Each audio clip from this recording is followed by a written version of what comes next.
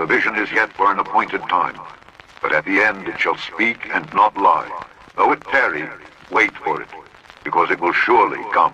It will not tarry. All money will be in your special, and so instead of having cash, anytime you have money in your they can take out whatever they want to take out whenever they want to. If they say you owe us this much money in taxes, they just deduct it out of your digitally. Total control. The technology is used to replace credit cards and cash, but can also be used to measure some biological data. It's the human augmentation market, Bart, and it includes more than just these little chips in your hand. It includes bionic limbs. It includes a chip in your brain that can connect the brain to a computer. In an article released in December of 2006, Haggerty explained how he believes the microchip agenda will unfold, predicting a number of interesting scenarios, one of which was that having a chip should be a precondition for engaging in the main dynamics of modern life, such as shopping, voting, and driving. You're no longer going to need cash to buy your groceries, to buy whatever you want, unless you have the chip in your hand. You know, you're not going to be able to start your computer, or you're not going to be able to have a bank account. And if you wish, then all money now becomes digitized. They can take your money from you whenever they want to. It would be such a disadvantage to not have the implant that it essentially becomes not optional.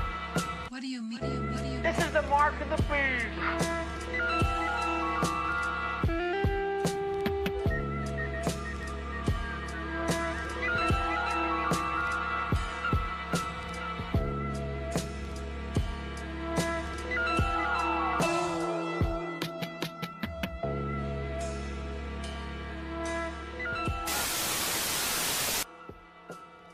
This week, Michelle Greenstein brought me, and brought you actually, a report on the coming cashless society. And we talked about eye scans, remember, and finger scans and facial scans, and how we're likely to see a future where your biometric information is linked to every transaction that you make. And we also showed you 40 different countries that have already developed some sort of biometric ID grid.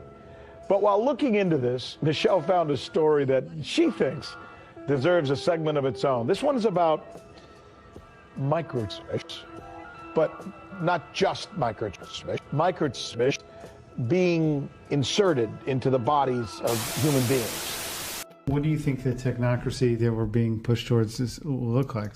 You're basically talking about being able to digitally identify and track people in connection with their financial transactions. So it's a world of zero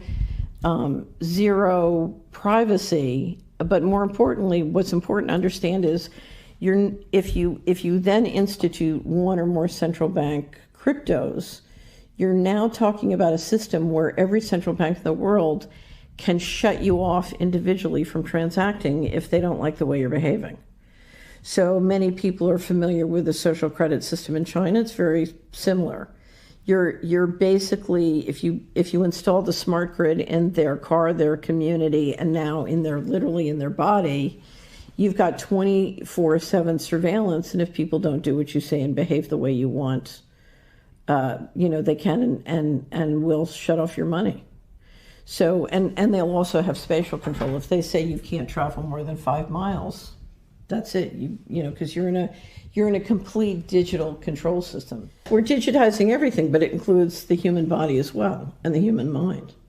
So this system comes with complete control not only of your ability to transact financially, which is hooked up to your body, but very sophisticated mind control technology through the media and those cloud connections. So basically, you're talking about hooking up into the Borg, if you will. You got any cash on you?